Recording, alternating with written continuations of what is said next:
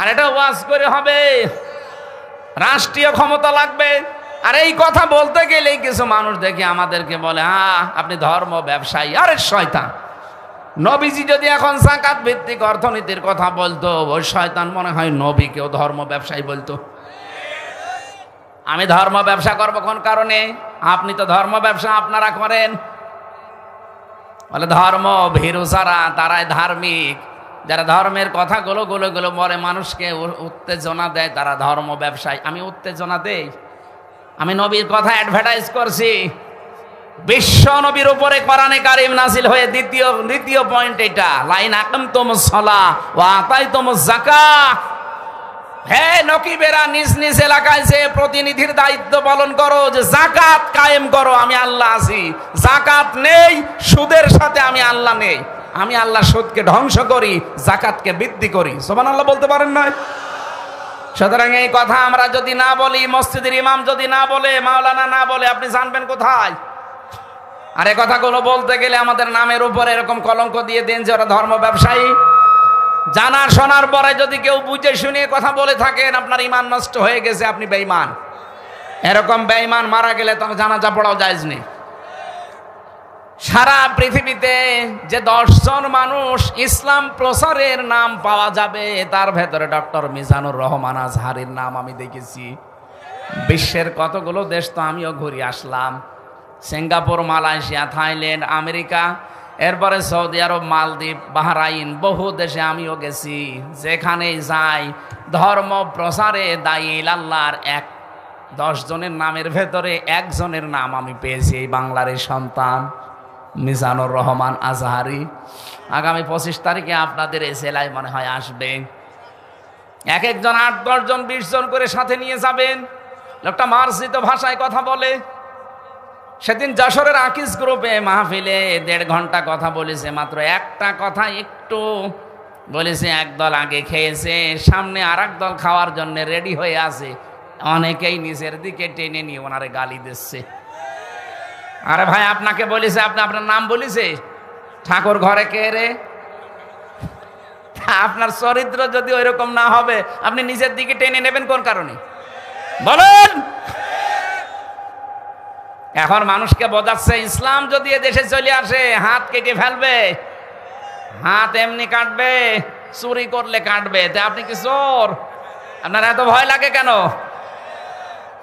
চোর যারা ছিল তারা তো পালিয়েছে, আপনিও কি তাদের সঙ্গী সাথী? আজকের পেপার দেখেন, ওবায়দুল কাদের এই কাওয়া কাকু এই শয়তানকে পালাতে সাহায্য করেছে যারা, তাদের নাম এখন আমার দেশ পত্রিকায় আসতেছে, সব ফাঁস করে দিচ্ছে। কত মানুষকে সরাসরি গুলি করার অর্ডার দিয়েছে এই কাওয়া। ওই এই 3.5 মাস 4 মাস লুকিয়ে থাকলো কি করে? আমরা চাই এই 14 দলের সারাই জালেমকে সহযোগিতা করেছে, তাদের দোষর ছিল, একটাকেও যেন ছাড় দেওয়া না হয়। তাহলে আগামীতে আবার যারা আসবে তারা কিন্তু ভয়ঙ্কর জালেম হয়ে উঠবে। যদিও আমরা এখন এদেশে রাষ্ট্রীয়ভাবে নামাজ কায়েম নেই, এই জন্য নিজ নিজ উদ্যোগে আমি নিজে, আমার পরিবার, আমার সমাজ, আমরা চেষ্টা চালাচ্ছি কি করে নামাজটা নষ্ট না হয়। চেষ্টা চালাচ্ছি নামাজকে আবাদ করার, কায়েম করার। কিন্তু দায়িত্ব দিয়েছেন আল্লাহ রাষ্ট্রকে। 12 জন নকিবকে আল্লাহ জানিয়েছিলেন নিজ নিজ এলাকায় যে আগে নামাজের বিল পাশ করে দিবা। বাংলাদেশে 300 জন এমপি, 151 জন যদি কোরআনে কারিমকে বুকে নিয়ে সংসদে যেতে পারে, প্রথম দিন যদি নামাজের বিল আনে, সংসদের স্পিকার যদি বলে আপনারা কি চান, 151 জন যদি হাত তুলে ফেলে যে আমরা নামাজ কায়েম করতে চাই বাংলাদেশে কালকেই, উনি যদি বলে হাত তোলেন যারা যারা রাজি আছেন, 300 জনের ভেতরে 151 জন হাত তুললে ওটা পাশ হয়ে যাবে। কথা বলেন না কেন? এখন এরকম একজন এমপি আপনার এলাকায় যদি দাঁড়ায়, যে লোকটা কোরআন বুকে নিয়ে সংসদে যাবে, এই মানুষটাকে যদি আপনি একটাও ভোট দেন, আপনি হয়তো ভোট দিয়েছিলেন একটা, কিন্তু আপনার একটা ভোট নিয়েও পাশ করার পরে যদি সংসদে নামাজের এই বিলটা আনতে পারে, আল্লাহর কসম 18 কোটি মানুষ নামাজ পড়লে যে সওয়াব হয়, ওই সওয়াব আপনিও পাবেন। প্রশ্ন আসতে পারে আমি তো একটা ভোট দিয়েছিলাম, কি? হ্যাঁ, আপনার একটা ভোটের কারণে সে আজ এমপি। কত মানুষ কিয়ামতে ওঠার পরে দেখবে তার আমল নামায় জেনার গোনা লিখা, আশ্চর্য হয়ে বলবে রব্বুল আলামিন ফেরেশতারা মনে হয় এটা বানিয়ে লিখেছে, আমি কোনোদিন তো জেনা করিনি। আল্লাহ বলেন আমিও জানি জেনা করনি, এমন মানুষকে তুমি রায় দিয়েছিলে, ভোট দিয়েছিলে, পেছনে ছিলে, সমর্থন জানিয়েছিলে, যেই লোকটা এই দুনিয়াতে ক্ষমতা পাওয়ার পরে জেনার কাজ সহজ করে দিয়েছিল। মাঝে মাঝে মেলা বসাতো, শিশু মেলার নামে শিশু নেই, শুধু শিশুর খালারা আর মামারা। কথা বলে না কেন? এই সমস্ত জায়গায় অ্যাক্সিডেন্ট হইতো, অ্যাক্সিডেন্ট হয় না? এই অ্যাক্সিডেন্ট গুলোই তো জেনা, কেউ হাতে কেউ মুখে। আর বাকিটা বললাম না, এই জেনাগুলো যারা করেছে ওই জেনার গোনা তোমার ওই একটা ভোটের কারণে, রায় দেওয়ার কারণে, সমর্থন দেওয়ার কারণে তোমার আমল নামায় গেছে। আমার তো এই হাদিস পড়ার পরে মনে হয় বাংলাদেশে বহু মানুষের আমল নামায় জেনার গোনা দেখা যাবে। এই জন্য আমরা সাবধান, একজন হোক, আমি একাই ভালো থাকবো। যদি এটা বিশ্বাস না করেন সূরা নিসার 85 নম্বর আয়াতটা বাড়ি যে তাফসীর সহ মিলিয়ে দেখবেন, মাইয়াশফা শাফাআতান হাসানাতান ইয়াকুল্লাহু নাসীবুম মিনহা ওয়া মাইয়াশফা শাফাআতান সাজ্জিয়াতান ইয়াকুল্লাহু কিফলুম মিনহা ওয়া কানা আল্লাহু আলা কুল্লি শাইইন মুকিতা। বলেন আল্লাহু আকবার। রব্বুল আলামিন বলেন কোন মানুষ যদি ভালো কাজের সমর্থন করে, ওই কাজটা করে লোকটা যে সওয়াব পাবে, আপনি শুধু সমর্থন করে একই সওয়াব পাবেন। কোন মানুষ যদি অন্যায় কাজে সাপোর্ট করে, ওই লোকটা অন্যায় করে যা পাবে আপনি সাপোর্ট করে তাই পাবেন।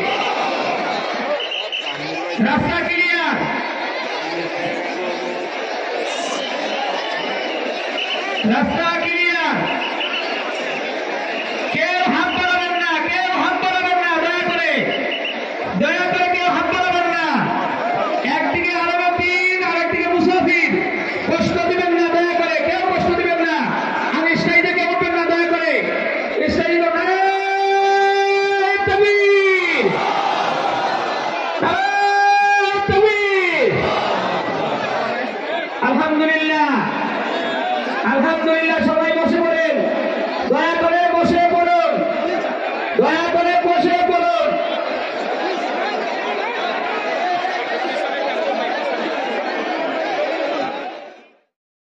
বাংলাদেশের ঐতিহ্যবাহী জেলা পটুয়াখালী, মির্জাগঞ্জ থানার অন্তর্গত সবিদখালী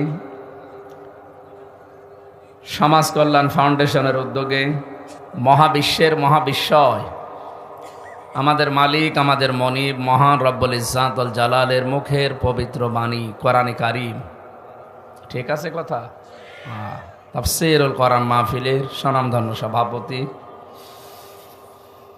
মির্জাগঞ্জ সমাজ কল্যাণ ফাউন্ডেশনের সম্মানিত চেয়ারম্যান, আপনাদের এলাকার সন্তান, যার মাধ্যমে সেই কুষ্টিয়া থেকে পর্যন্ত কোরআনে কারিমের দাওয়াত নিয়ে এসেছি। মাহফিলের বরণ সভাপতি জনাব নাসির উদ্দিন জাহাঙ্গীর দামাত বারকাতুহুল আলিয়া। মাহফিলের প্রধান অতিথি দক্ষিণ বাংলার কৃতি সন্তান, বিশিষ্ট রাজনীতিবিদ, ইসলামিক চিন্তাবিদ জনাব ডক্টর মোহাম্মদ শফিকুল ইসলাম মাসুদ, আতালাল্লাহু উমরাহু ওয়া বারাকাল্লাহু ফি হায়াতি। বলেন আমিন। এতক্ষণ যারা আলোচনা রাখলেন মাওলানা হোসাইন মাহফুজ চুয়াডাঙ্গা, এর আগে যিনি কথা বলেছিলেন কি নাম যেন ওনার,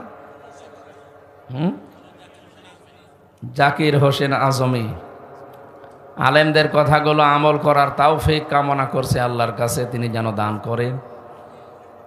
মঞ্চে বসা সম্মানিত ওলামায়ে কেরাম, বিশেষ করে বাংলাদেশ জামাত ইসলামী পটুয়াখালী জেলা শাখার শ্রদ্ধাভাজন জেলা আমির ওয়ারাফা'না লাকা যিকরাক, সম্মান মর্যাদা দুনিয়া আখিরাতে আল্লাহ যেন আরো বাড়িয়ে দেন। মঞ্চে বসা জাতির শ্রেষ্ঠ সন্তান ওলামায়ে কেরাম, সামনে বসা মুসলমান ভাইরা, পর্দার আড়ালের সম্মানিতা মা এবং বোনেরা, বিশেষ করে প্রশাসন থেকে যারা এসেছে, মামুন ভাই এসেছেন, শামীম ভাই এসেছেন, আপনাদের এলাকায় যিনি দ্বারা দায়িত্বে আছেন, আমাদের অভিভাবক তারা, ওয়ারাফা'না লাকা যিকরাক, আল্লাহ এই মানুষগুলোকে সঠিকভাবে দায়িত্ব পালন করার তৌফিক যেন দান করেন। অন্যান্য সদস্য যারা এসেছেন আইন শৃঙ্খলায় নিয়োজিত, নিজেদের বাবা মা ভাই বোন আত্মীয় স্বজন ছেড়ে দিয়ে যারা দেশ এবং দশের দায়িত্ব পালন করছে, আল্লাহ রাব্বুল আলামিন তাদের আজকের এই দায়িত্ব যেন ইবাদত হিসাবে কবুল করেন। জালেমদেরকে টিকিয়ে রাখার জন্য অনেক দোসর কাজ করেছিল, তাদের কারণে প্রশাসনের একটা বদনাম আছে। এখনো মানুষ বাঁকা চোখে দেখে প্রশাসনকে, সবাই খারাপ না। আমার রিমান্ডে যে লোকটা ছিল আসাদুজ্জামান আসাদ, কাউন্টার টেররিজমের প্রধান, এটা একটা টাটকা নির্ভেজাল শয়তান। আমি তো শয়তান দেখিনি জীবনে, যদি দেখতাম মনে হয় এইরকমই হতো। ওর যে আচরণ, আলেমদেরকে বাবা মার নাম তুলে গালি দেয়, আল্লাহর ভুল ধরে। এই জন্য বলছি, আল্লাহর যে লোকটা ভুল ধরতে পারে ও মানুষ না শয়তান, টাটকা শয়তান একেবারে। দল মত জাতি বর্ণ ধর্ম নির্বিশেষে আজকের এই অনুষ্ঠান শুধু মুসলমানদের না, হাত্তা ইয়াসমা কালাম আল্লাহ সুম্মা আবলিগহু মা'মানা। আল্লাহ তাআলা বলেন, হে নবী, অমুসলিমরাও যদি কোরআনে কারিম শুনতে আসে তাদেরকেও নিরাপদে শোনার ব্যবস্থা করে দেবেন এবং তারা যেন বাড়ি পর্যন্ত যেতে পারে সেই ব্যবস্থাও করবেন। সুতরাং আজকের এই ময়দানে অমুসলিম ভাই যারা এসেছেন আপনাদেরকে ওয়েলকাম জানাচ্ছি। এ কোরআন শুধু মুসলমানদের জন্য না, হাদা বায়ানুল লিন্নাস হুদাল লিন্নাস, মানুষ পদবাচ্চি আমরা যারা বিবেচিত সবার জন্য আল্লাহ কোরআন দিয়েছে। একটা সাফ কথা বলছি নবীর হাদিস থেকে, এই বাংলাদেশে আমরা যদি কোনো অমুসলিমকে একটা বাড়ি দেই ডবল গুনাহ হবে, কোনো মুসলমানকে যদি একটা বাড়ি দেন একটা গুনাহ হবে। কেন? কারণ একদিকে জুলুমের গুনাহ হবে আর একদিকে আমানতের খেয়ানত করার গুনাহ হবে। অমুসলিমরা আমাদের এই দেশে আমাদের জন্য আমানত, ওদের কিছু হলে কিয়ামতে আপনি নবীর মামলার আসামি হয়ে যাবেন। জালেমা যারা পালিয়েছে তারা কিন্তু সব দিকে চেষ্টা চালিয়েছে, কোনোটায় হালে পানি নেয়নি। শেষে এখন ধরেছে হিন্দু ভাইদেরকে দিয়ে দেশে একটা বিশৃঙ্খলা তৈরি করতে। কিন্তু হিন্দু ভাইরাও বুঝে গেছে না, ও জালেমার কথা মতো এতদিন চলে আমাদের জীবনটাও শেষ হয়ে গেছে। গোবিন্দ পরামানিকের কথা কালকে শোনেননি? উনি জানিয়েছে এই 15 বছর সবচাইতে বেশি নির্যাতিত ছিলাম আমরা। কারা ছিল 15 বছর?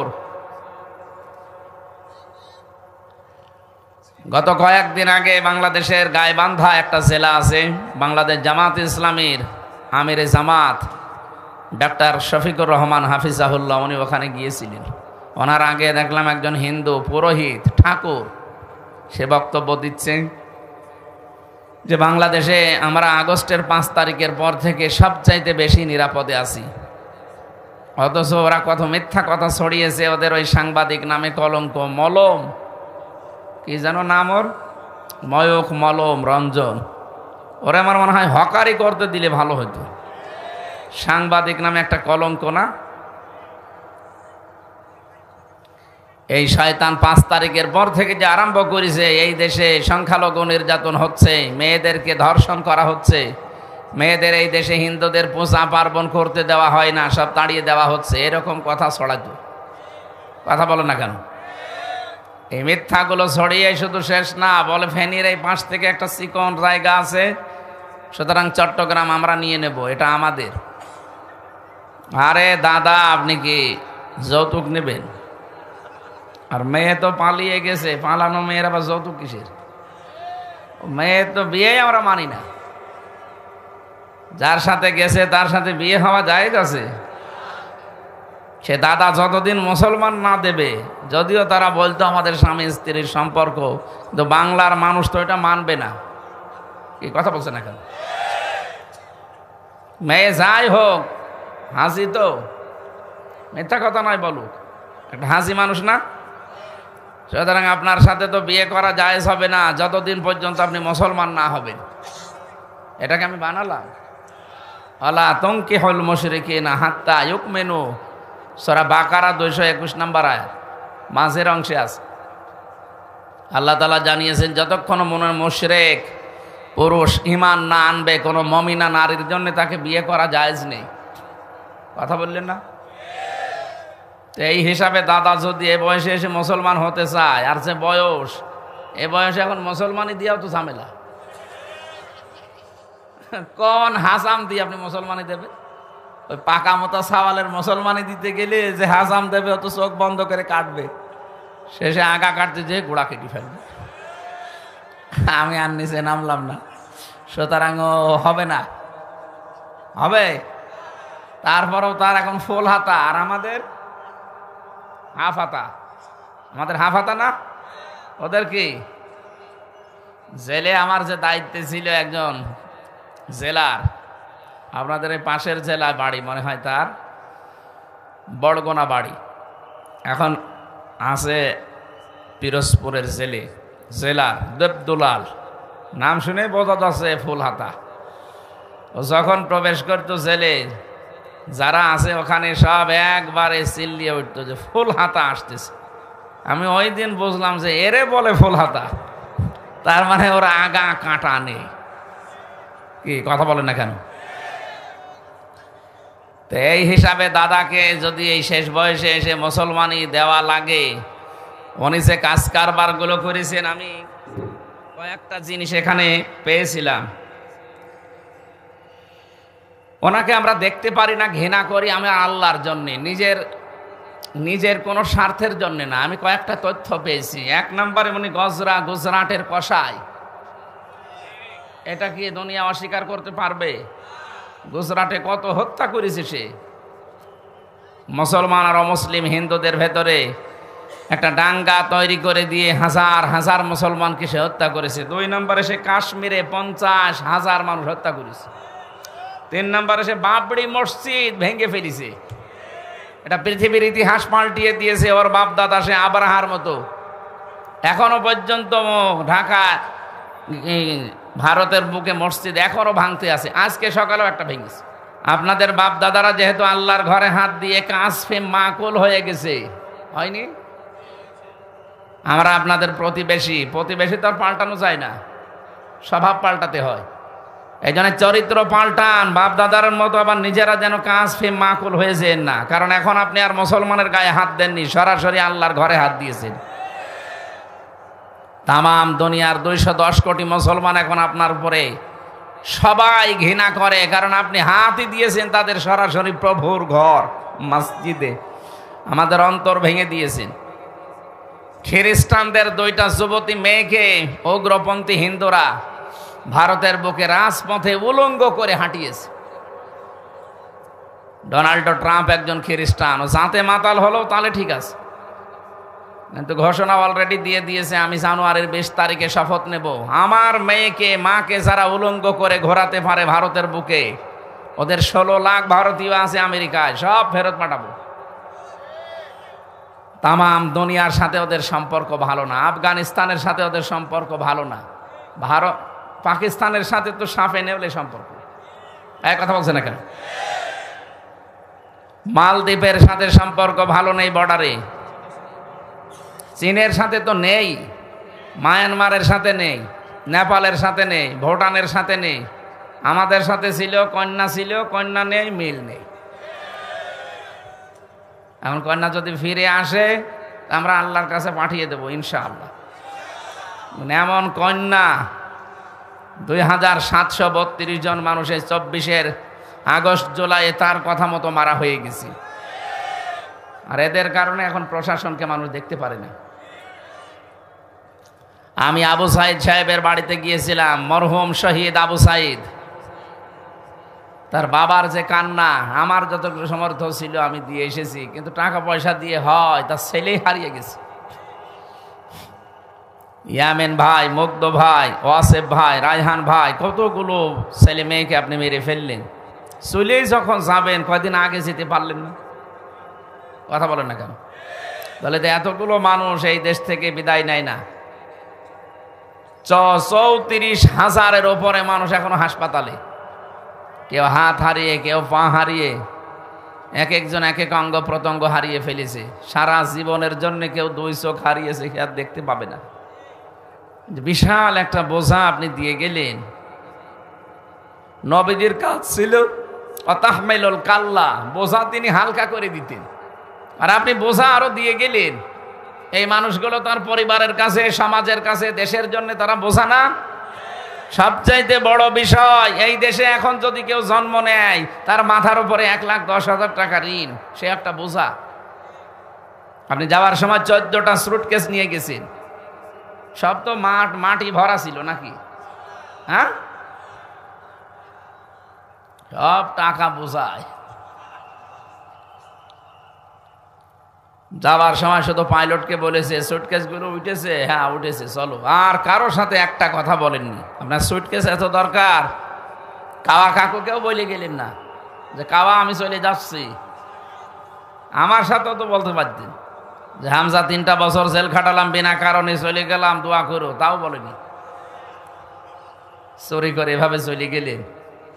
পৃথিবীতে যারা পালিয়ে যায় তারা আবার ফিরে আসে, রেকর্ড আজ পর্যন্ত আমরা দুনিয়ায় দেখিনি, আর দেখাও হবে না ইনশাআল্লাহ। 805 বছর আগে পালিয়েছে লক্ষণ সেন, আজও ফিরে আসেনি। আশরাফ ঘানি পালিয়েছে, বাশার আল আসাদ পালিয়েছে, নেপালের এই লোকটা পালিয়েছিল, শ্রীলঙ্কার, বাংলাদেশেরও উনি পালিয়েছে, ফিরে আসবে না, এটাই ফাইনাল। যদি এখনো পর্যন্ত কেউ আশায় বুক বেঁধে না আপা আসবে, আপার সাথে কথা বলে দেখেন। আজকে দুপুরবেলা যেখানে ছিলাম ওখানকার উনি একবার ওই যে বলেছিল না যে আপা আপনি ঘাবড়াবেন না, আপনি ঘাবড়ালে আমি নরম হয়ে যাই, ওই লোকের গ্রামে ছিলাম।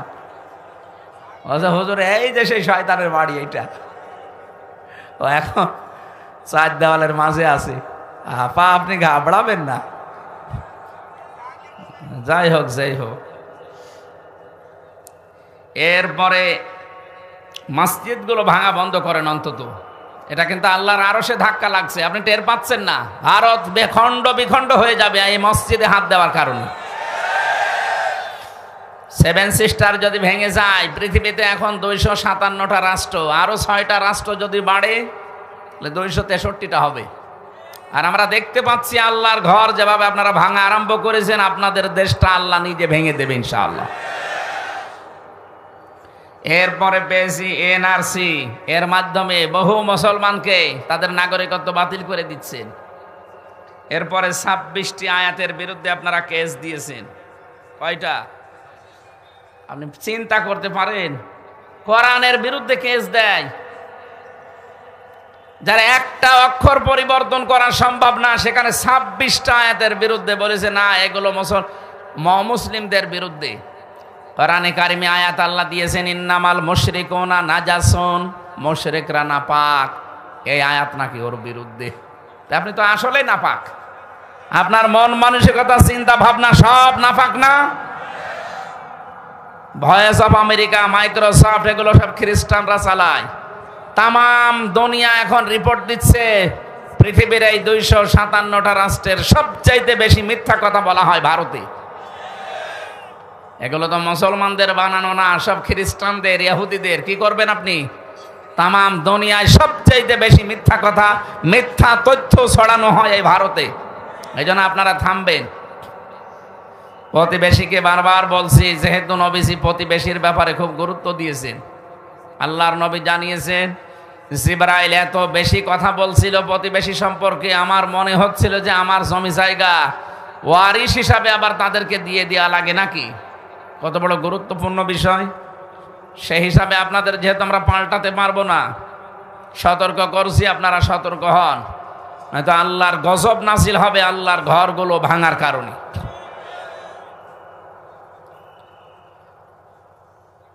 ডোনাল্ড ট্রাম্পের এই শপথের পরে যদি 16 লাখ ভারতীয় সব ফেরত দিয়ে দেয়, আমাদের সাথে তো সব বন্ধ করে দিয়েছেন অলরেডি।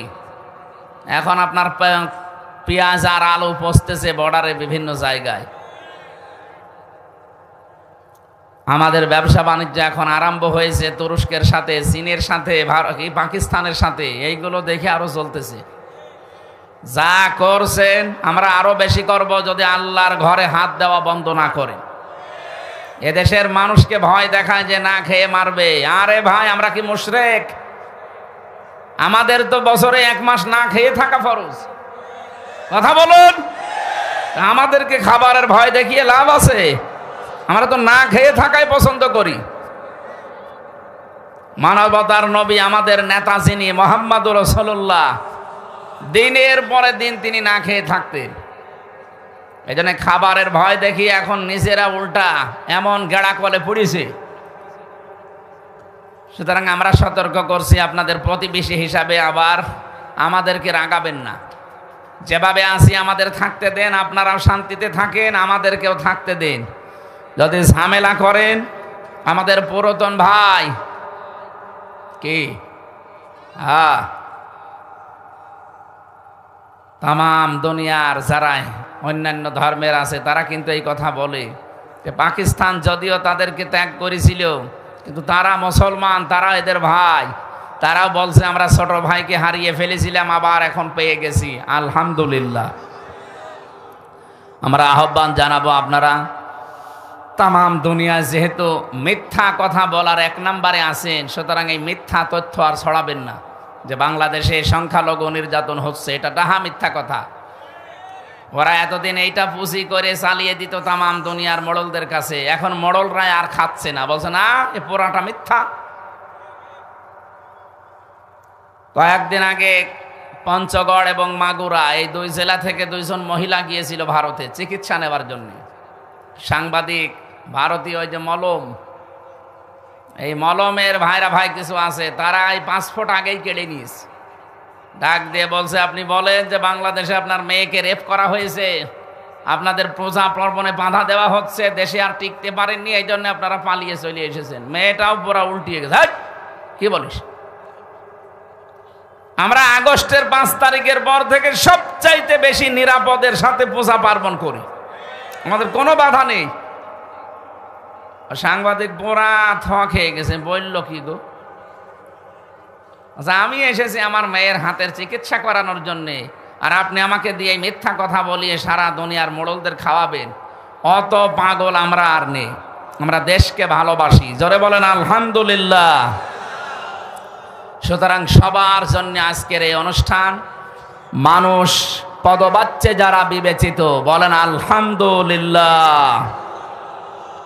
রব্বুল আলামিন বলেন ওয়ালাকাদ কাররামনা বানি আদম ইলা আখিরি আয়া। অবশ্যই আমি বনি আদম সন্তানকে সম্মান দিয়েছি। তামাম পৃথিবীর যত মানুষ আছে তাদের সম্মান আছে। আল্লাহ কিন্তু শুধু মুসলমানের কথা বলেন নাই। যারা আলেম আছেন আপনি এই শব্দটা নিয়ে ভাববেন। আল্লাহ পাক বলেননি কোন মুমিনের, কোন মুসলমানের সম্মান আল্লাহ বাড়িয়েছে না। আল্লাহ বলেন বনি আদমের সম্মান আমি আল্লাহ বাড়িয়ে দিয়েছি। সুতরাং আদম সন্তান যারা আমরা আছি, আপনি ধর্মীয়ভাবে আলাদা ধর্ম মানতেই পারেন, কিন্তু আপনি মানুষ। কেন? মানুষ পদবাচ্যে যারা আমরা বিবেচিত, আমরা সবাই আল্লাহর বান্দা। আমাদের নবী মুহাম্মদুর রাসূলুল্লাহ আমাদের শিখিয়েছেন, মসজিদে নববীতে তিনি বসে আছেন, পাশ দিয়ে একটা ইহুদির লাশ যাচ্ছিল, নবীজি দাঁড়িয়ে গেলেন। সাহাবীরা বলে হুজুর আপনি দাঁড়িয়ে গেলেন, এটা ইহুদির লাশ। বিশ্ব নবী বলে সাহাবীরা ইহুদি তাতে কি হয়েছে, এটা তো মানুষ। বলেন সুবহানাল্লাহ। এই জন্য আমরা অন্য ধর্মের পরধর্ম সহিষ্ণু জাতি আমরা এই পৃথিবীতে, মুসলিমরা, এটা প্রমাণ অলরেডি হয়ে গেছে। তামাম দুনিয়ার 257টা রাষ্ট্রের সবচেয়ে বেশি সাম্প্রদায়িক সম্প্রীতি বসবাস করে বাংলাদেশে। আল্লাহ বলতে পারেন নাই? যে আল্লাহ আমাদেরকে এরকম ধৈর্য সহ্য দিয়েছেন। মানুষকে যারা সম্মান দেয় না এরা আল্লাহর টার্গেট। মানুষের সম্মান নিয়ে কি সিনেমেলা খেলা হয়েছে এই 15.5 বছরে দেখেননি?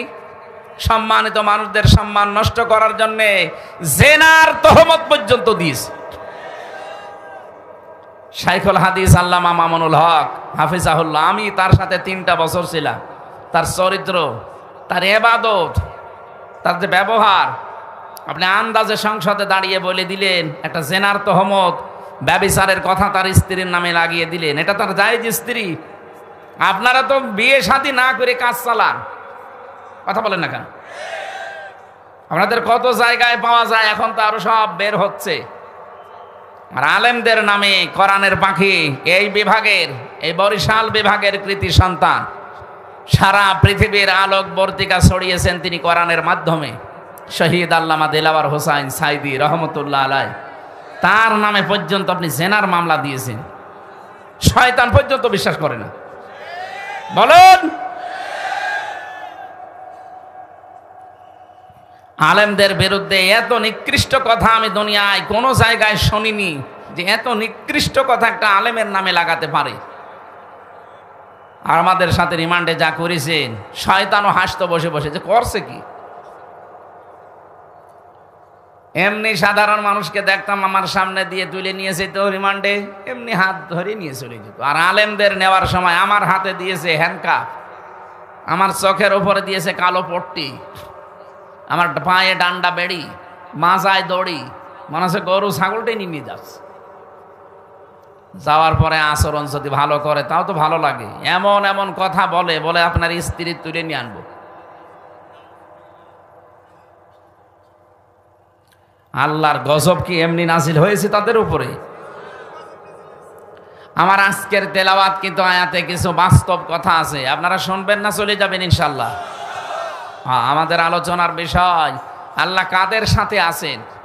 আজ বাংলাদেশে এই শব্দটা না থাকার কারণে অনেকে উল্টাপাল্টা বক্তব্য দিচ্ছেন, আমরা দেখতে পাচ্ছি না। এটাও বন্ধ হয়ে যাবে। আজকের আয়াত আমাদের বলে দেবে আল্লাহ কাদের সাথে আছে।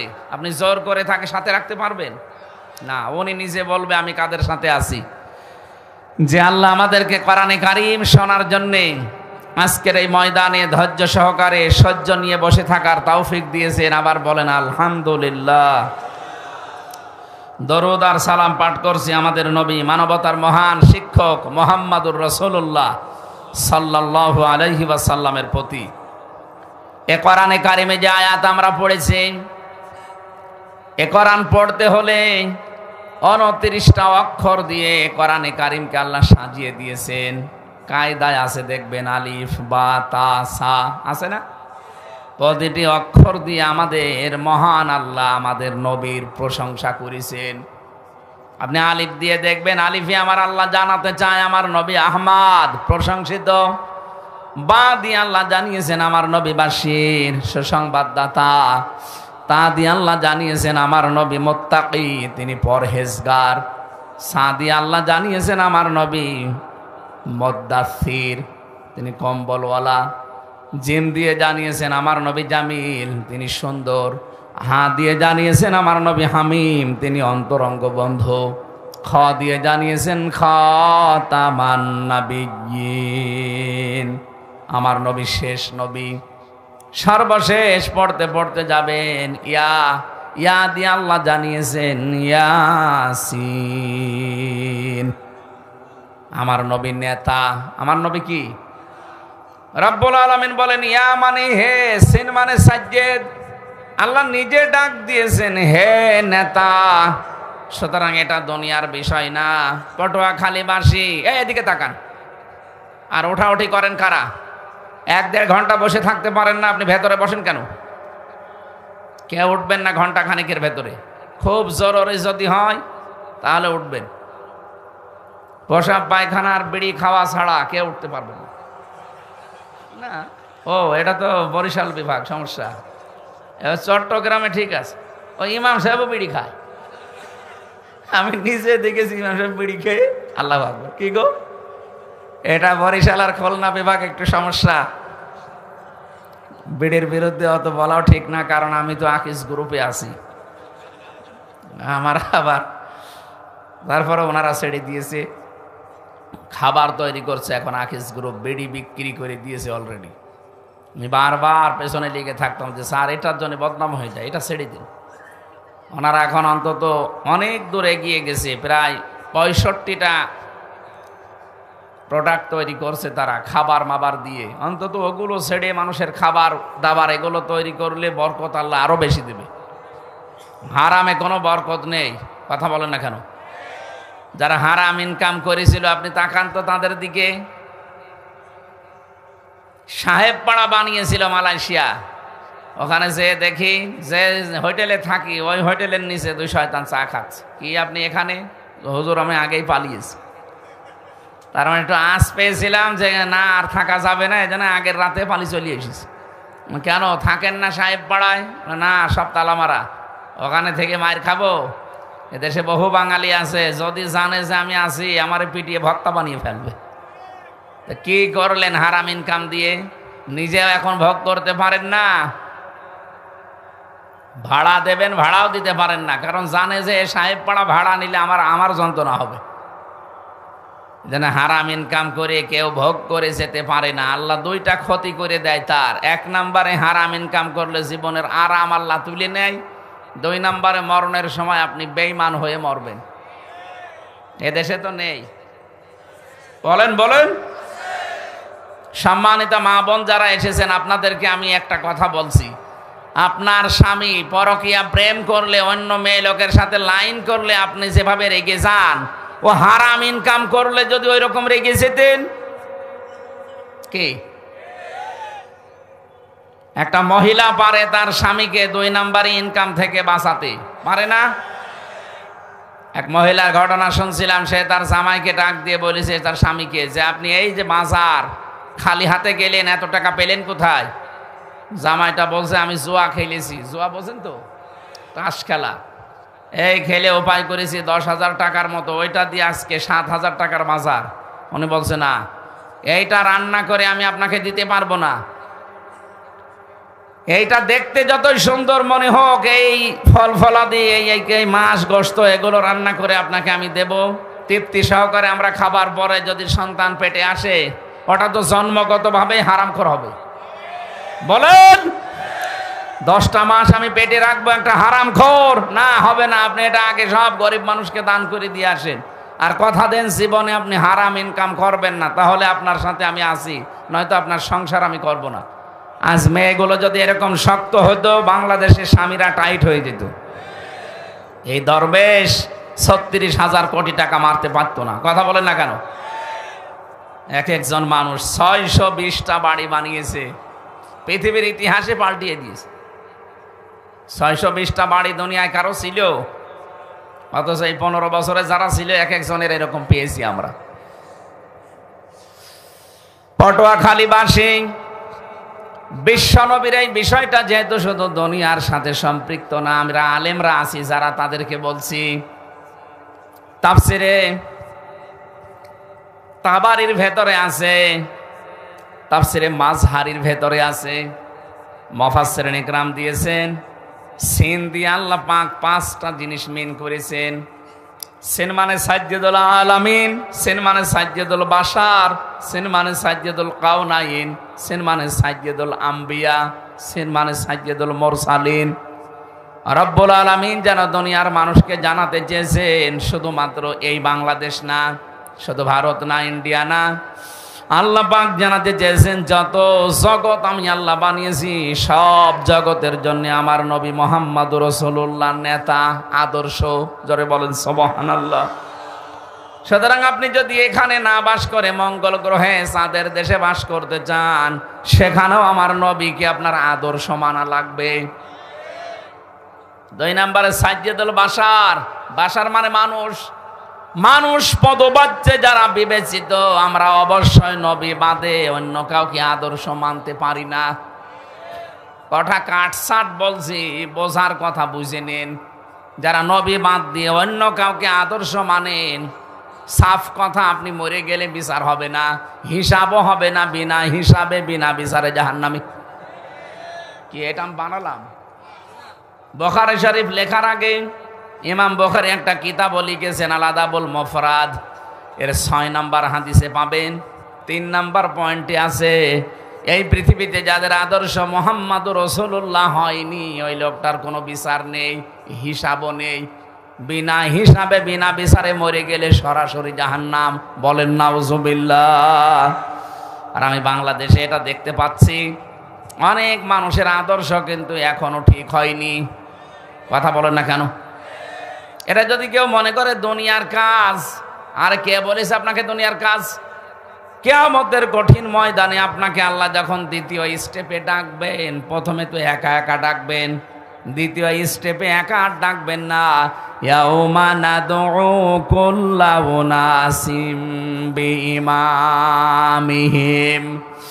সূরা বানী ইসরাইলের 71 নম্বর আয়াতের প্রথম অংশে আছে, রাব্বুল আলামিন বলেন, প্রতিটি মানুষকে আমি ডাক দেব বিচার করার জন্য, এবার তার নেতার সাথে। কার সাথে?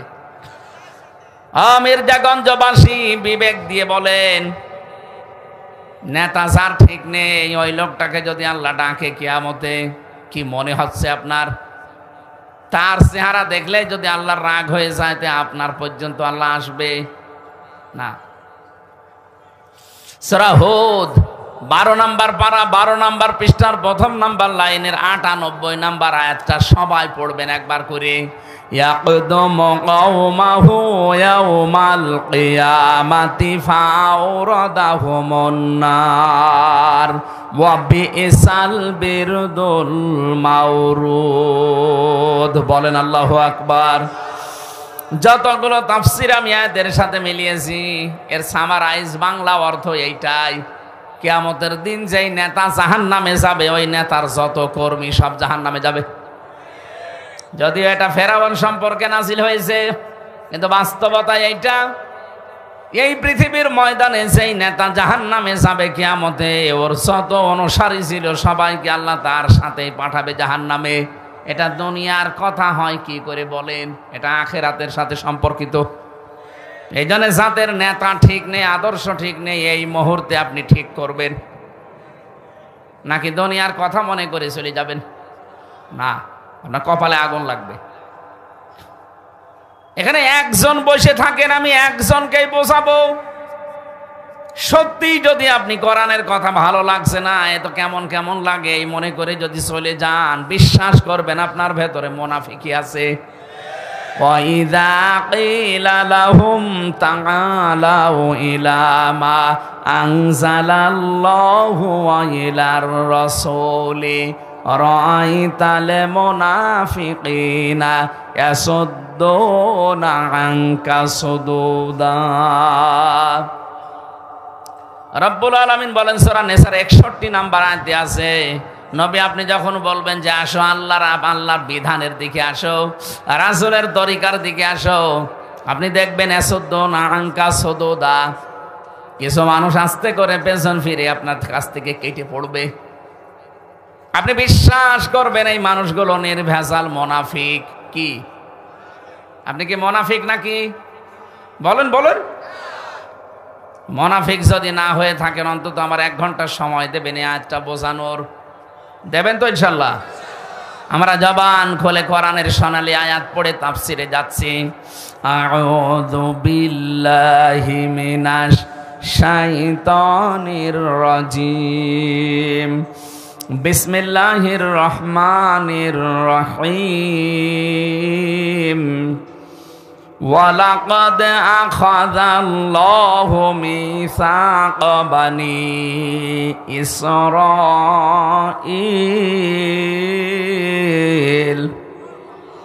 সূরা মায়েদা কোন সূরা?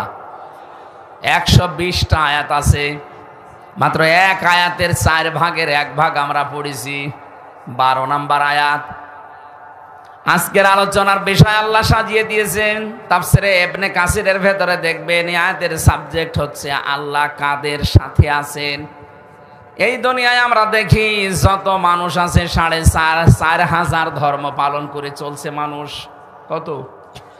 4,500 ধর্মের মানুষ আছে তামাম দুনিয়ায়। তার ভেতরে একটা মাত্র ধর্ম ইসলাম। এই ধর্মে আছে 210 কোটি মানুষ। খ্রিস্টান ধর্মে আছে 250 কোটির উপরে, বাকি অন্যান্য ধর্মে অল্প অল্প করে আছে। যে সেই ধর্মে আছে প্রত্যেকটি ধর্মের মানুষ চায় তার দেবতাকে, তার মালিককে খুশি করতে। কথা বলেন না কেন? আমরা মুসলিম যারা আমরা খুশি করতে চাই কাকে বলেন তো? আপনি হিন্দুদের জিজ্ঞাসা করেন, তারাও খুশি করতে চায় দেবতাকে। এই জন্য তারা 12 মাসে 13 পূজা করে। ওদের দেবতার সংখ্যা 33 কোটি। আমার মনে হয় কিয়ামত পর্যন্ত গণনা করলেও শেষ হবে না। ইহুদি আছে, খ্রিস্টান আছে, বৌদ্ধ আছে, মুশরিক আছে, যত জাতির লোক আছে দুনিয়াতে, প্রতিটি জাতির লোক চায়, ধর্মের লোক চায় তাদের দেবতাকে, তাদের মালিককে খুশি করতে। আমরাও চাই আমাদের আল্লাহকে রাজি করতে। সূরা মায়েদার এই আয়াতে হযরত মুসা আলাইহিস সালামের কথা আল্লাহ স্মরণ করাচ্ছেন। ওয়ালাকাদ আখাযাল্লাহু মিসাক বানি ইসরাঈল, অবশ্যই আমি আল্লাহ নিজে অঙ্গীকার নিয়েছিলাম, আমি আল্লাহ নিজে তাদের কাছে এই কথাগুলোর অঙ্গীকার নিয়েছি বানি ইসরাইল থেকে। মুসা নবী আলাইহিস সালাম যখন আল্লাহর সাথে কথা বলতে যেতেন তুর পাহাড়ে, তার এলাকার নকিব যারা, দায়িত্বশীল যারা, গোত্রপতি যারা, এদের 12টা গোত্র ছিল, 12টা গোত্রের 12 জনকে নিয়ে গেলেন। লিডার বলা হয় তাদের, নাকিব মনে করেন এখন মন্ত্রী। 12 জন মন্ত্রীকে নিয়ে তিনি গেলেন, ডাক দিয়ে বললেন, মাবুদ এরা এসেছে তোমার সাথে দেখা করার জন্যে। রব্বুল আলামিন বলেন, না, আমার সাথে দেখা করা সম্ভব না, কারণ দুনিয়াতে যে চোখ বানিয়ে আমি পাঠিয়েছি এই চোখ দিয়ে আমি আল্লাহর দর্শন হবে না। হ্যাঁ, দর্শন হতে পারে মরণের পরে, এই চোখ দিয়ে দর্শন করা সম্ভব না। লাং তারনি, আমার সাথে কখনো তোমাদের দেখা হবে না। হযরতে মুসা নাছড় বান্দা, যাদের নিয়ে গেছে তারাও তো নাছড়, বলে না আমরা দেখবই, আমরা না দেখে ফেরত যাব না। আল্লাহ তাআলা বলেন, না, তোমাদের সাথে আমি থাকবো। অকালাল্লাহু ইন্নী মাআকুম, অবশ্যই আমি আল্লাহ তোমাদের সাথে আছি। এই এদিকে তাকান, আমি আল্লাহ তোমাদের সাথে আছি।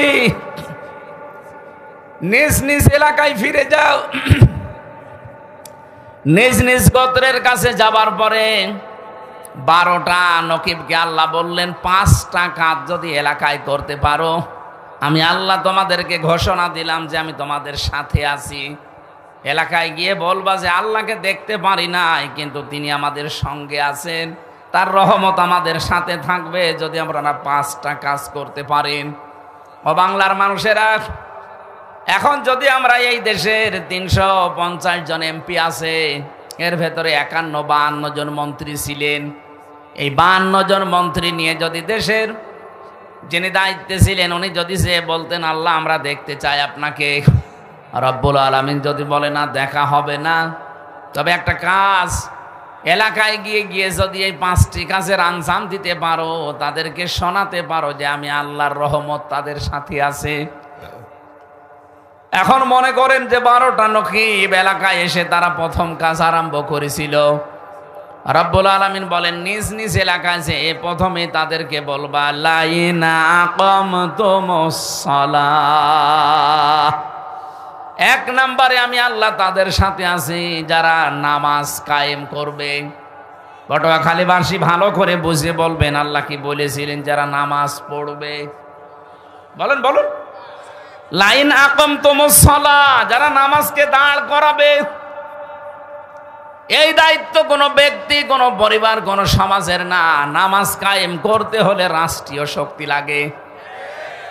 সূরা হজের ভেতরে আল্লাহ 41 নম্বর আয়াতই নাজিল করেছেন এই কারণে, আল্লাযীনা ইম্মাক্কান্নাহুম ফিল আরদি আকামুস সালাহ।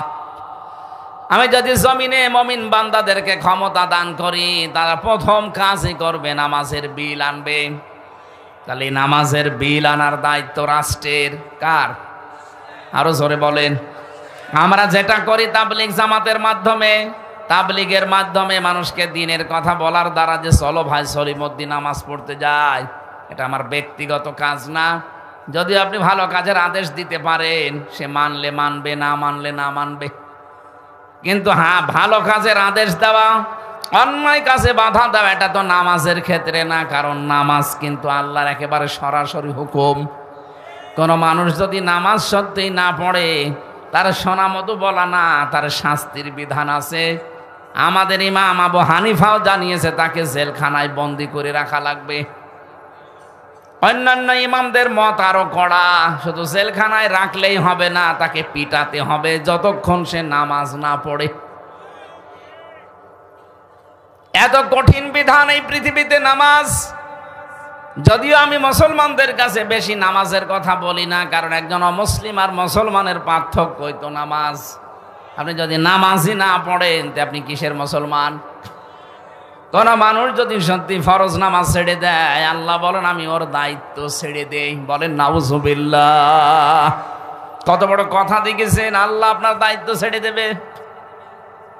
আপনি যে চলাফেরা করেন, মনে করছেন আমার মন মতো চলি না, আপনার ফেরেশতা আপনাকে পাহারা দিচ্ছে। এই একটা পা ফেলতে হলে কমপক্ষে একজন ফেরেশতার সাহায্য লাগে।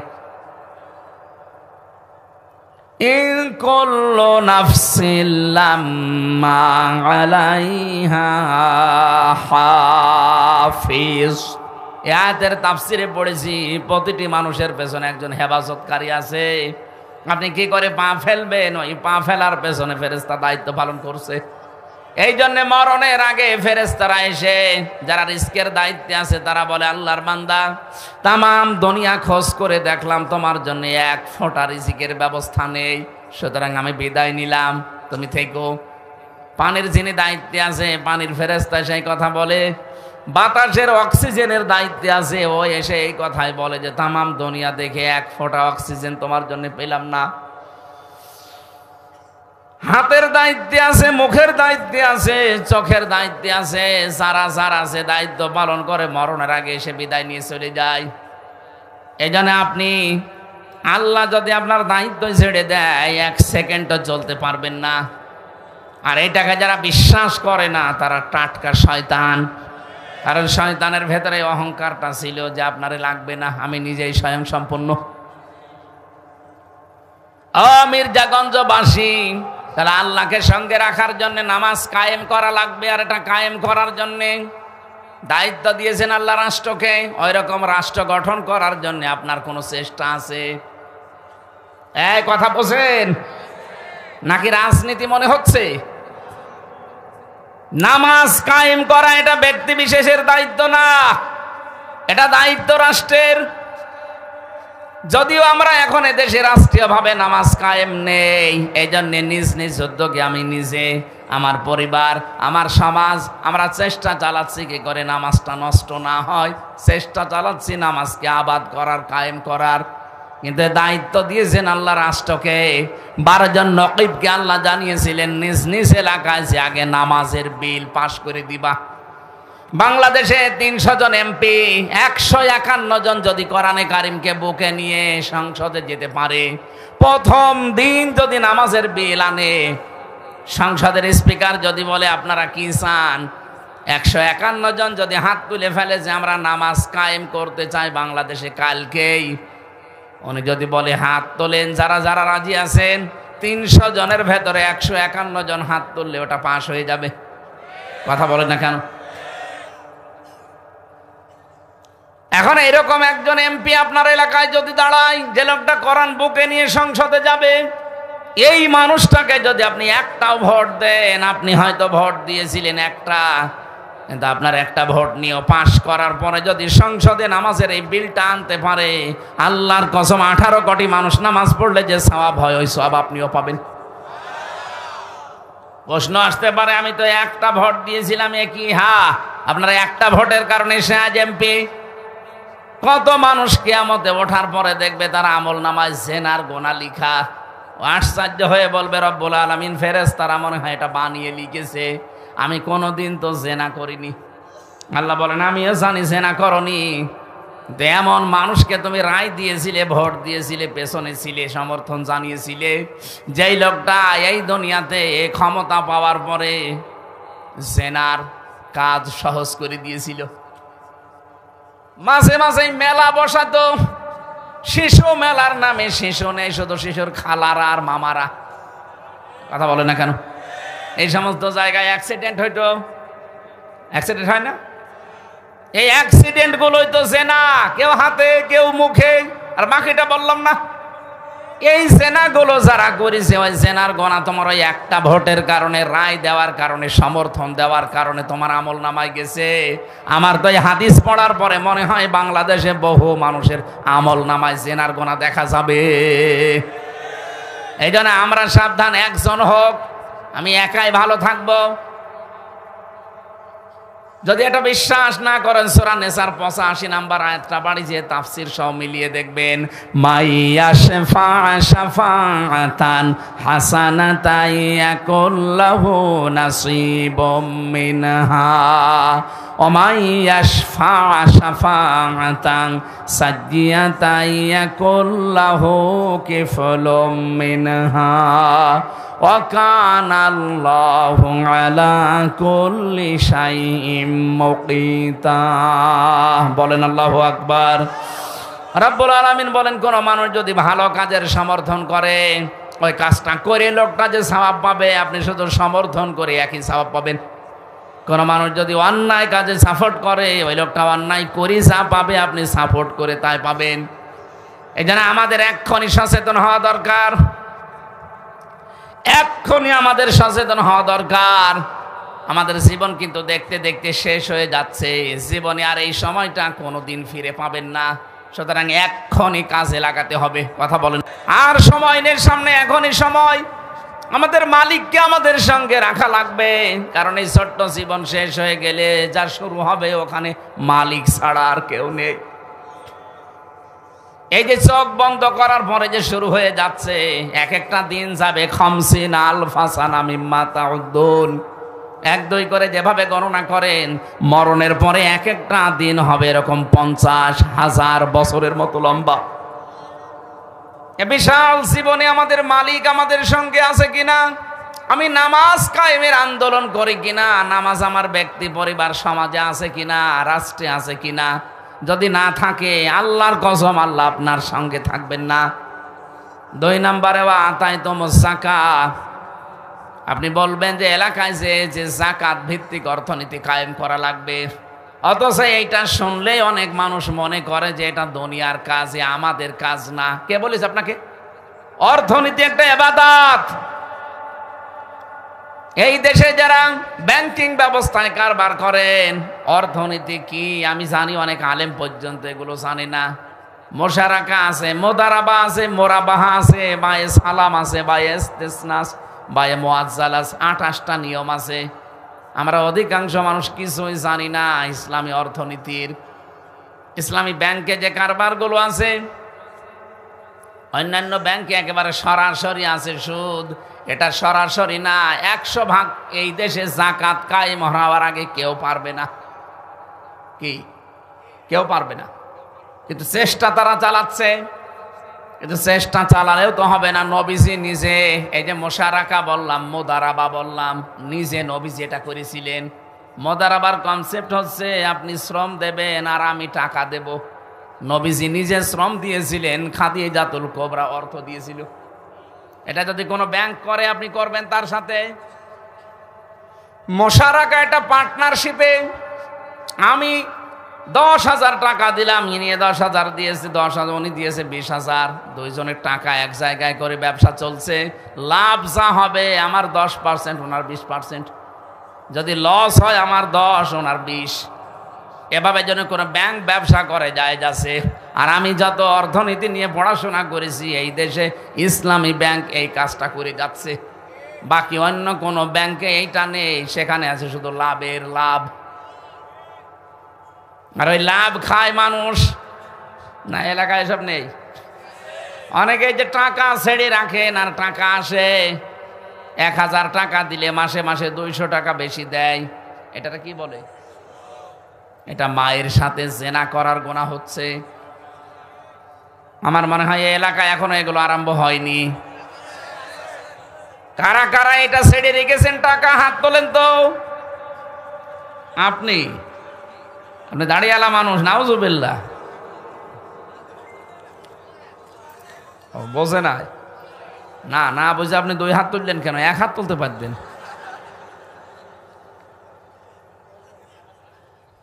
আমার ভাইরা, আমি হাসির জন্য বলি না, এটা মায়ের সাথে একজন জেনা করছে অথচ সে নামাজ পড়ছে।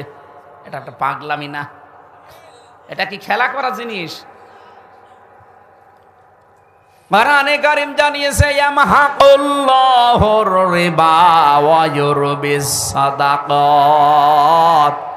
আল্লাহ পাক এই পৃথিবীতে সুদকে ধ্বংস করেন আর সাদগাকে, যাকাতকে তিনি বৃদ্ধি করেন। সুতরাং যাকাত ভিত্তিক অর্থনীতি দেশে কায়েম করা দরকার আছে না নেই? যতদিন যাকাত কায়েম না হবে, আল্লাহর কসম করে বলছি, এই দেশে ফেরেশতা বাস করলেও সে সুদ খাওয়া লাগবে। এই যে টুপিটা দেখতে সুন্দর মনে হচ্ছে না, এই টুপির ভেতরে সুদ আছে। প্রশ্ন আসতে পারে, আপনি হুজুর মানুষ, এই টুপি এত সুন্দর, আপনি সুদের টুপি মানে? হ্যাঁ, এর ভেতরে আছে। কারণ এই টুপি যে ফ্যাক্টরিতে বানিয়েছে, ওই ফ্যাক্টরির মালিক লোন নিয়েছে। কথা বলছে না কেন? আমি ভালো হলে হবে কি, আমার যে এইটা গায়ে দেখতে সুন্দর মনে হচ্ছে, এর ভেতরেও সুদ আছে। এই জন্য এই দেশে যতদিন যাকাত ভিত্তিক অর্থনীতি কায়েম না হবে, আল্লাহর কসম, এই দেশে ফেরেশতা জিবরাইলও যদি বাস করে, তারেও ডাইরেক্ট ইনডাইরেক্ট সুদ খাওয়া লাগবে। তো এইটা কি ফেরেশতা এসে বন্ধ করবে? আমাদের করা লাগবে না? আর এটা ওয়াজ করে হবে, রাষ্ট্রীয় ক্ষমতা লাগবে। আর এই কথা বলতে গেলেই কিছু মানুষ দেখে আমাদেরকে বলে, আপনি ধর্ম ব্যবসায়ী। আরে শয়তান! নবীজি যদি এখন যাকাত ভিত্তিক অর্থনীতির কথা বলতো, ওই শয়তান মনে হয় নবীকেও ধর্ম ব্যবসায়ী বলতো। আমি ধর্ম ব্যবসা করবো কোন কারণে? আপনি তো ধর্ম ব্যবসা আপনারা করেন। বলে ধর্ম ভীরু যারা, তারাই ধার্মিক। যারা ধর্মের কথাগুলো গুলো বলে মানুষকে উত্তেজনা দেয়, তারা ধর্ম ব্যবসায়ী। আমি উত্তেজনা দেই? আমি নবীর কথা অ্যাডভার্টাইজ করছি। বিশ্ব নবীর উপরে কোরআনে কারীম নাযিল হয়ে দ্বিতীয় পয়েন্ট এটা, লাইন আকামতুমুস সালাহ ওয়া আতাইতুমুজ যাকাত। হে নকিবেরা, নিজ নিজ এলাকায় যে প্রতিনিধির দায়িত্ব পালন করো, যে যাকাত কায়েম করো। আমি আল্লাহ আছি। যাকাত নেই, সুদের সাথে আমি আল্লাহ নেই। আমি আল্লাহ সুদকে ধ্বংস করি, যাকাতকে বৃদ্ধি করি। সুবহানাল্লাহ বলতে পারেন না? সুতরাং এই কথা আমরা যদি না বলি, মসজিদের ইমাম যদি না বলে, মাওলানা না বলে, আপনি জানবেন কোথায়? আর এই কথাগুলো বলতে গেলে আমাদের নামের উপরে এরকম কলঙ্ক দিয়ে দেন যে ওরা ধর্ম ব্যবসায়ী। জানা শোনার পরে যদি কেউ বুঝে শুনে কথা বলে থাকেন, আপনার ঈমান নষ্ট হয়ে গেছে, আপনি বেঈমান। এরকম বেঈমান মারা গেলে তো জানাজা পড়াও জায়েজ নেই।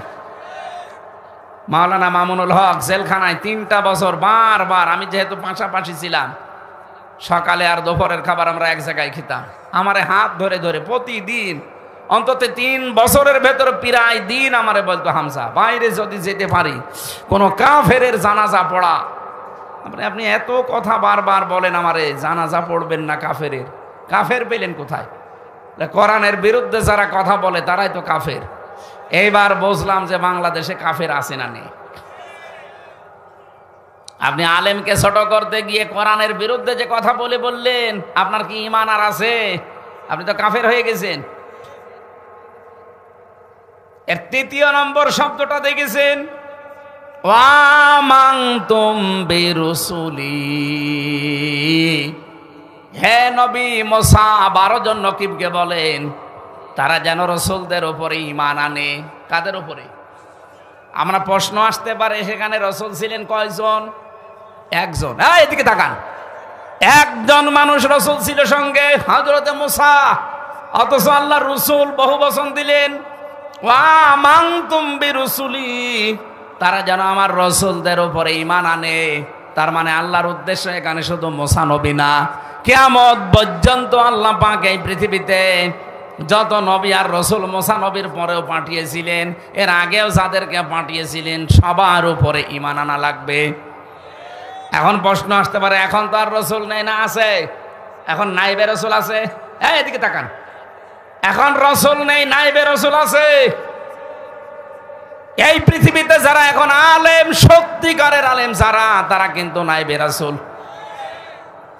বাইতুল মুকাররমের সাবেক খতিব যেটা, ওটা নায়েবে রাসূল না। এই কথা বলছেন না কেন? ওটা বাতিলের 5টা গোলাম ছিল, এই কারণে নৌকা মার্কা নিয়ে দাঁড়িয়েছিল। যে লোকটা নৌকা মার্কা নিয়ে দাঁড়াতে পারে তার ঈমান আছে আপনার মনে হয়? কারণ ঈমান আনার প্রথম কাজ কি? এদিকে তাকান ভালো করে, আমি সচরাচর কথা বলি না, এদিকে তাকান। ঈমান আনতে হলে প্রথম কাজ করা লাগবে, তাগুত ছেড়ে দিতে হবে। ফামা ইয়াকফুর বিত-তাগুত ওয়া ইউমিন বিল্লাহ, কোন মানুষ যদি তাগুত ছেড়ে দেয় এরপরে ঈমানের দাবি করে, ফাকাদ ইসতামসাকা বিল উরওয়াতিল ওয়াসকা লা ইনফিসামা লাহা, তাহলে তার সেই ঈমান ছিঁড়ে যাবে না, কখনো ছিঁড়বে না তার ঈমান। আর ঈমান যদি আনেন তাগুতের সাথে মিল করে, ঈমান আপনি রাখতে পারবেন না। এই বাংলাদেশে যারা ঈমান এনেছে তাগুতের সাথে সম্পর্ক রেখে, আগস্টের 5 তারিখের পরে তাদের অনেকের ঈমান চলে গেছে। 300 এমপির সাথে জাতীয় মসজিদের যে ইমামও পালিয়ে গেছে। ইমামই পালিয়ে যায়, ওর ঈমান থাকলে পালাবে? কথা বলে না কেন? এদেশে যারা তাগুত ছেড়ে দিয়ে ঈমান এনেছিল, আপনি তাদের দিকে তাকান। এই যে আজকের প্রধান অতিথি ডক্টর শফিকুল ইসলাম মাসুদ 57 দিন রিমান্ডে ছিল। এই হাঁটো মাটো হাত মাত সব গুঁড়ো করে ফেলেছে, আমি তো নিজে সাক্ষী। ওনার সাথে আর একজন ছিল দেলাওয়ার হোসেন, শিবিরের সাবেক সভাপতি। যে শয়তান আমার রিমান্ডে ছিল, উনিও ওনার দায়িত্বে ছিল। আমার এসে বলতো, দেলাওয়ারকে আজকে একেবারে পিটিয়েছি, লাথি দিয়েছি ফুটবলের মতো।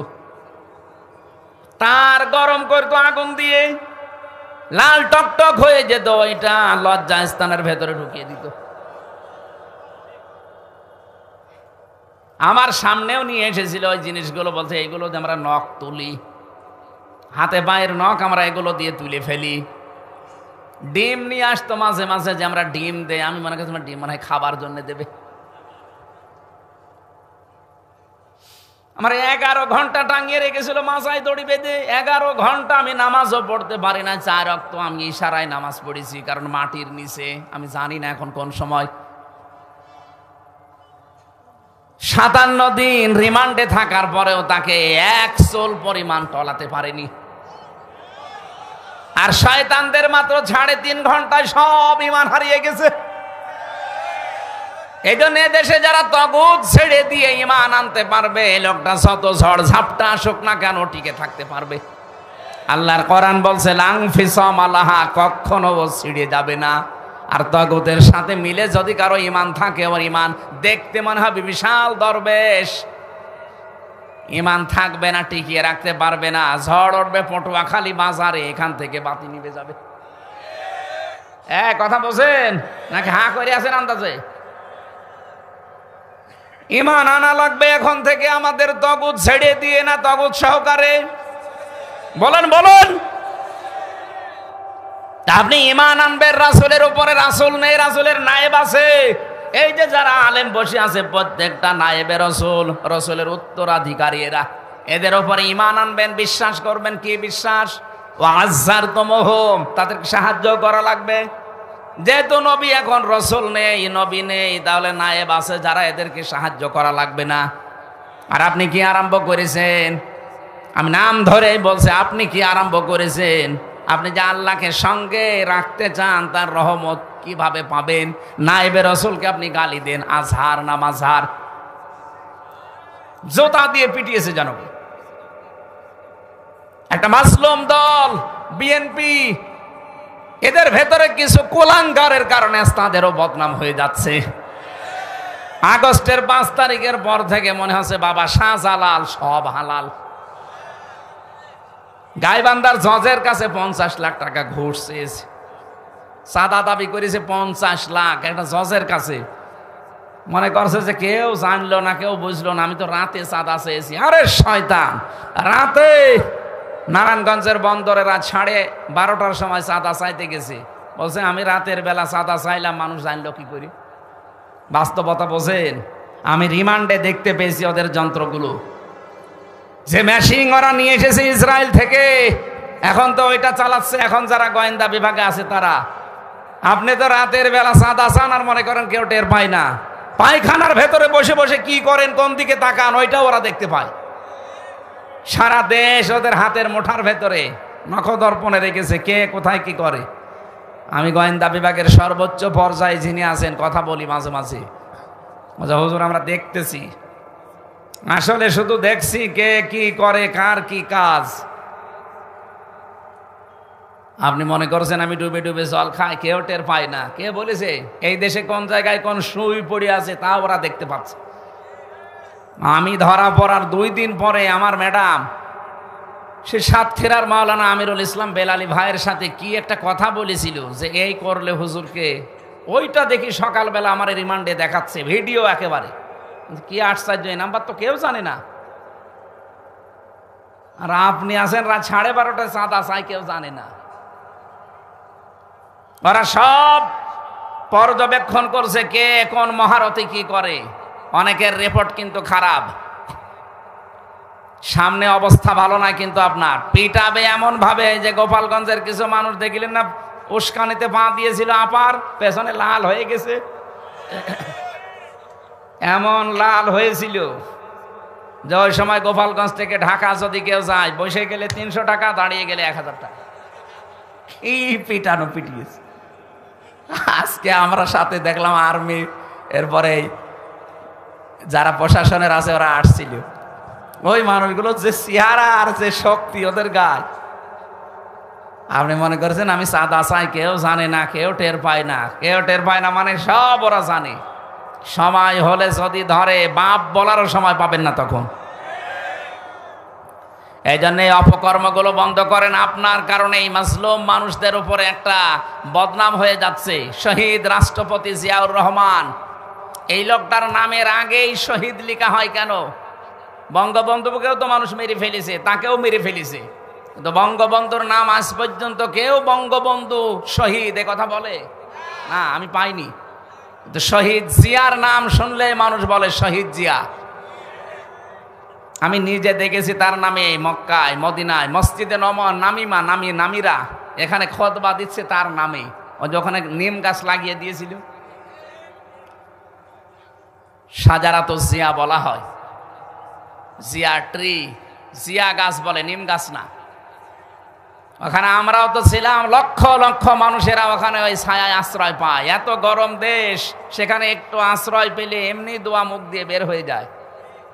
আমি খুতবা শুনছিলাম, হঠাৎ দেখি এই নামটা খুতবার ভেতরে ভেসে আসছে। 16 সালে শহীদ জিয়াউর রহমানের নাম নিয়ে খুতবা দেওয়া হচ্ছে, লক্ষ লক্ষ হাজিরা বলছে আমিন। এমনি আরাফাতের ময়দানের দোয়া আল্লাহ ফেরত দেয় না।